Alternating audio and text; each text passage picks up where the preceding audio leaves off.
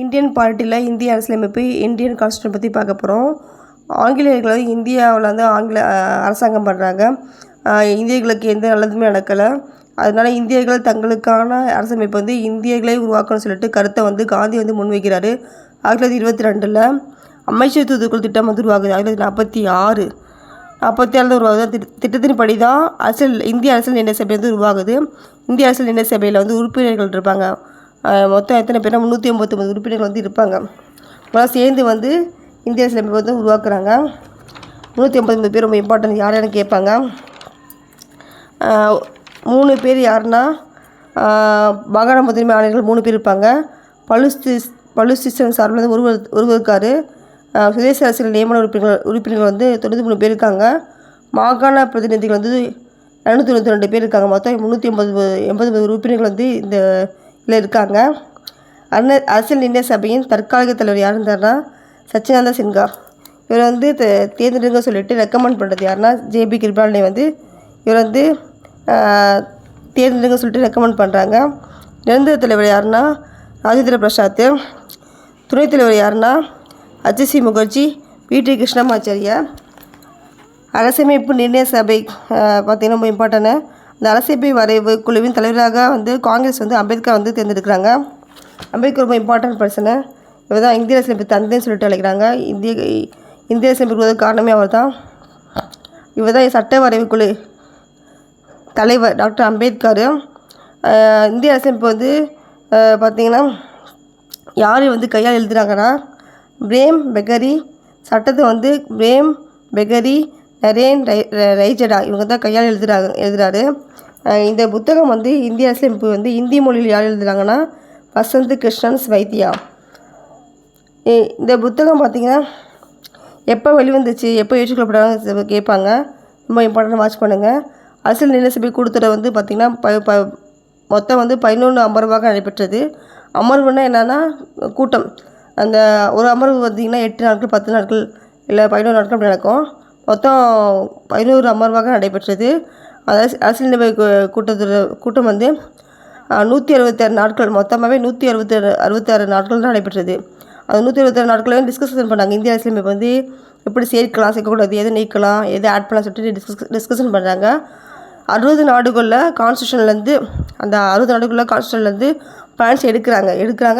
சிலது நீக்கிறாங்க, சிலது வந்து அவங்களாம் இந்தியாவுக்கு ஏற்ற மாதிரி ஆட் பண்ணுறாங்க. அது மாதிரி சேர்த்துக்கிறாங்க. இந்திய அரசியலமைப்பு புத்தகத்தில் வந்து என்னென்ன நீக்கணும் சேர்க்கணும்னு சொல்லிட்டு டிஸ்கஷன் பண்ணாங்க. 60 நாடுகள்லேருந்து எடுக்கிறாங்களா. செலவு வந்து 64 லட்சம், மொத்தமாக வந்து 64 லட்சம் செலவாச்சு இது புத்தகம் வந்து எழுதி முடிக்கிறது. அந்த அரசியல் நிர்ணய சபை கூட்டத்தில் வந்து மொத்தம் பார்த்திங்கன்னா டிஸ்கஷன் பண்ணதுக்கப்புறம் திருத்தம் பண்ணுறாங்க. 2473 வந்து சட்ட திருத்தம் பண்ணுறாங்க. சட்ட என்னென்னா சேர்க்கலாம், வைக்கலாம், நீக்கலாம் சொல்லிட்டு முடிவு பண்ணி பண்ணுறாங்க. லாஸ்ட்டாக முடிக்கும் போது இந்திய அரசியலமைப்பு வந்து எப்படி இருக்குன்னா புத்தகம் எப்படி இருக்குன்னா 22 பாகங்கள். சட்டப்பிரிவு வந்து 395 சட்டப்பிரிவாக இருக்குது. அட்டவணை வந்து 8 இருந்துச்சு ஸ்டார்டிங்கில். இப்போ எழுதி முடிக்கும் போது இப்போ பார்த்திங்கன்னா முகவுரை எப்போ வந்து ஏற்றுக்கொள்கிறாங்கன்னா 1947 ஜனவரி 22 அந்த முகவரியை வைக்கலாம்னு சொல்லிட்டு பரிந்துரைத்தவர் யாருன்னா நேரு தான். 1947 டிசம்பர் 13 வந்து பரிந்துரைக்கிறாரு. இது குறிக்கோள் தீர்மானத்தப்படி முகவரி வந்து வைக்கிறாங்க. இது வந்து முகவரி வந்து அமெரிக்காவில் எடுக்கப்பட்ட முறை தான். அமெரிக்காவில் கான்ஸ்டியூஷனில் இருக்க முறை தான். அப்படி வைக்கிறாங்க. இந்திய அரசியலமைப்பு வந்து ஏற்றுக்கொள்ளப்பட்ட நாள் வந்து அது வந்து 1949 நவம்பர் 26 மொத்தமாக ஏற்றுக்கொள்கிறாங்க. அப்போ தான் 49 தான் ஏற்றுக்கொள்கிறாங்க. நவம்பர் 27 தான் வந்து கான்ஸ்டியூஷன் டே, இந்திய அரசியலமைப்பு தினம்னு சொல்லிட்டு கொண்டாடுறாங்க. 1950 ஜனவரி 26 தான் இந்த புத்தகம் வெளியிடுறாங்க. கேட்பாங்க ஏற்றுக்கொள்ளப்பட்ட நாள் எது, நடைமுறைக்கு வந்த நாள் எதுன்னு கேட்பாங்க. 1950 ஜனவரி 27 தான் இந்திய அரசியலமைப்பு வந்து நடைமுறைக்கு வந்துச்சு. அந்த ஜனவரி 26 தான் இப்போ வரைக்கும் பார்த்திங்கன்னா குடியரசு தினமாக கொண்டாடுகிறோம். ஜனவரி 26 வந்து குடியரசு தினமாக கொண்டாடுகிறோம். நவம்பர் 26 வந்து அரசியலமைப்பு தினம், இந்தியன் கான்ஸ்டியூஷன் டே வந்து கொண்டாடுகிறோம். ஆகஸ்ட் 15 1947 ஆகஸ்ட் 15 தான் சுதந்திர தினமாக கொண்டாடுகிறோம். குடியுரிமை பார்த்திங்கன்னா இந்த பகுதி இருக்கிற குடியுரிமை பகுதி 2 வைக்கிறாங்க. இதில் பார்த்திங்கன்னா 1955 சட்டம் கொண்டு வராங்க. குடியுரிமை மொத்தம் 8 முறை திருத்தம் பண்ணாங்க. இப்போ வந்து 9 முறையாக பார்த்திங்கன்னா 2019 வந்து திருத்தம் பண்ணுறாங்க. எல்லாம் கேட்பாங்க. அதுமாதிரி பார்த்திங்கன்னா அரசியலமைப்பு வந்து ஃபஸ்ட்டு முதல்ல வந்து இந்த கான்செப்ட் வந்து எங்கே உருவானதுன்னா அமெரிக்காவில் தான் பார்த்தோம். முகவரியெலாம் பார்த்திங்கன்னா முகவரியெலாம் வந்து அமெரிக்கா வந்து எடுத்து வந்து இங்கே வைக்கிறாங்க. அமெரிக்கா கான்செப்ட் வந்து உருவானது. எழுதப்பட்ட அரசியலமைப்புனா எதுனா பார்த்திங்கன்னா அமெரிக்கா தான். எழுதப்பட்ட அரசியலமைப்புனா அமெரிக்கா. எழுதப்படாத அரசியலமைப்புனா எது பார்த்திங்கன்னா பிரிட்டனு. நம்ம இந்திய அரசியலமைப்பு வந்து உலகில் எழுதப்பட்ட நீளமான நீளமான அரசியலமைப்பு. இந்திய அரசியலமைப்பில் பார்த்திங்கன்னா நிலசபையில் மொத்தம் எத்தனை பெண் உறுப்பினர்கள் இருப்பான்னு கேட்பாங்க. 389 பேர் பார்த்தோம்ல, அதில் வந்து 15 பேர் வந்து பெண் உறுப்பினர்கள் இருக்காங்க. ஒருத்தவங்க தான் பட்டியலின பெண் உறுப்பினர்கள் இருக்காங்க. யாருன்னா தர்ஷாயினி வேலாயுதன். ஒரே முஸ்லீம் பெண் உறுப்பினர் இருக்காங்க, பெகம் ஹயாஸ் ரசூலு. தமிழ்நாட்டை சேர்ந்த ஒரு பெண் இருக்காங்க, துர்காபாய் தேஷ்முக். ஓகேனாங்க. இந்தியன் கான்ஸ்டியூஷன் வந்து கேட்பாங்க எப்படி இருக்கும், எது மாதிரி எழுதப்பட்டதா நிகழும் தன்மையா அப்படின்னு கேட்பாங்க. மொத்தமாக சொல்ல போனால் இது எழுதப்பட்ட அரசியலமைப்பு, எழுதப்பட்ட நீளமான அரசியலமைப்பு, இந்திய அரசியலமைப்பு, நெகிழும் தன்மையது, நெகிழாம் தன்மையுடையது, கூட்டாட்சி முறை கொண்டது, நாடாளுமன்ற முறை இருக்குது, சுதந்திரமான நீதித்துறையுடையது, ஒற்றை குடியுரிமை நம்ம ஃபாலோ பண்ணுறோம். ஆனால் ஒற்றை குடியுரிமை கொண்டது இந்திய அரசியலமைப்பு. இந்த புத்தகம் பார்த்து தான் அந்த கோர்ட்டு, நீதிமன்றம், இப்போ வந்து லாயர்ஸு, இப்போ குடியரசுத் தலைவர், பிரதமர் வந்து அவங்கள வந்து எப்படி நடந்துக்கணும், எப்படி வந்து தேர்ந்தெடுக்கணும்னு சொல்லிட்டு இந்த புத்தகத்தில் வந்து சொல்கிறாங்க. அதை எப்படி நம்ம வந்து தேர்ந்தெடுக்கிறோம், ஃபாலோ பண்ணிக்கிட்டு இருக்கோம். இந்த முகவரி ரொம்ப இம்பார்ட்டண்ட்டாக இந்திய அரசியலமைப்போட அடிப்படை கொள்கைகள், நோக்கங்கள், லட்சியம் எல்லாத்தையும் வந்து குறிக்குது.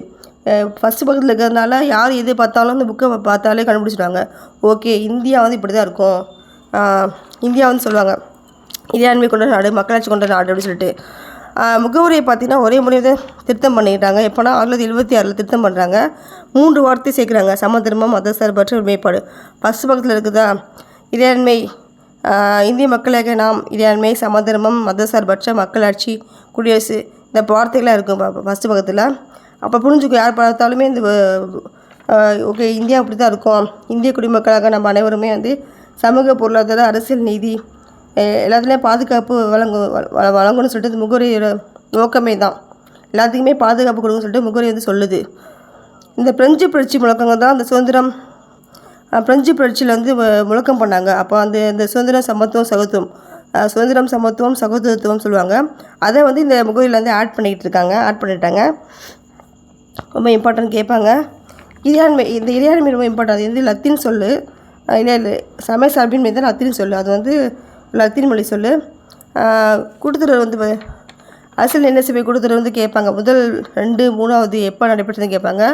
ஃபஸ்ட்டு கூட்டுத்தொடர் வந்து 1946 டிசம்பர் 9 நடைபெற்றது. 2வது வந்து டிசம்பர் 11 நடைபெற்றது. 3வது கூட்டுத்தொடர் வந்து டிசம்பர் 13 நடைபெற்றது. குடியுரிமை பார்த்திங்கன்னா 9வது முறை வந்து 2019 வந்து திருத்தம் பண்ணியிருக்காங்க. அடிப்படை உரிமை வந்து ஸ்டார்டிங்கில் 7 தான் இருந்துச்சு. இப்போ அடிப்படை உரிமை வந்து 6 ஆயிடுச்சு. என்னென்னா ஒன்று வந்து கம்மி பண்ணிட்டாங்க. இந்தியாவின் மகாசாசனம் சொல்லிட்டு பகுதி 3 சொல்கிறாங்க.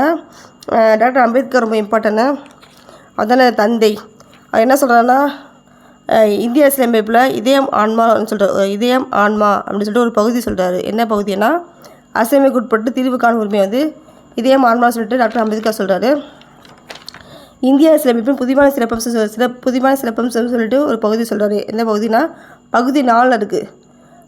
அரசு நெறிமுறைக்கு உட்பட்டு தீர்வு காணும் உரிமை. அது வந்து அயர்லாந்து எடுக்கப்பட்டது. பிரிவு 36 to 51 வரை இது இருக்கும்.